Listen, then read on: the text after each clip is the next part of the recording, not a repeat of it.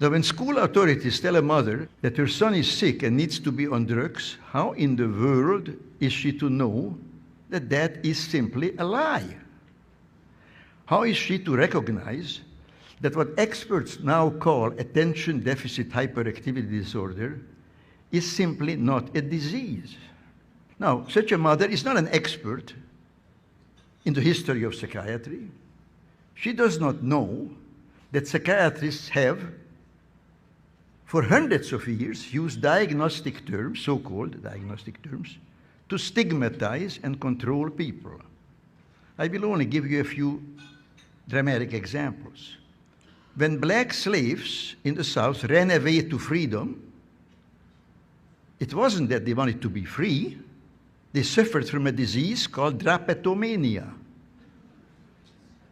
From drapetes, runaway slave, and mania. I'm not making this up. This was a legitimate diagnosis, just like attention deficit disorder is.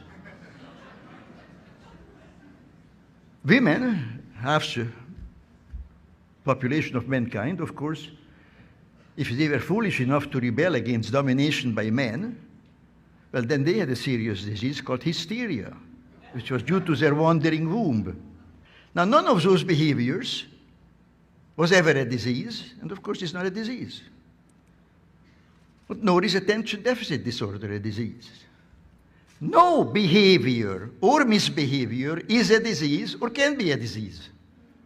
That's not what diseases are. So it doesn't matter how a child behaves. There is nothing to examine. If he's sick, then there must be some objective science to it, which can be diagnosed by physicians and objective tests.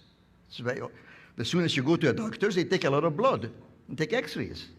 They don't want to hear how you behave. When I went to medical school 60 years ago, there were only a handful of mental diseases. I think there were no more than 6 or 7. Now there are more than 300. And new ones are, quotes, discovered every day. Labeling a child as mentally ill is stigmatization, not diagnosis. Giving a child a psychiatric drug is poisoning, not treatment. Diseases are malfunctions of the human body, of the heart, the liver, the kidney, the brain, and so forth. Typhoid fever is a disease. You all know that?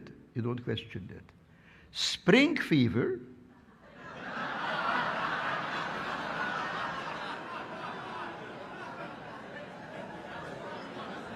all you have to know is English. Spring fever is not a disease.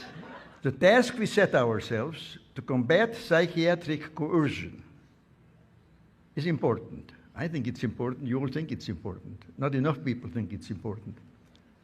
It's a noble task, a task in the pursuit of which we must, regardless of obstacles, persevere. Our conscience commands that we do no less.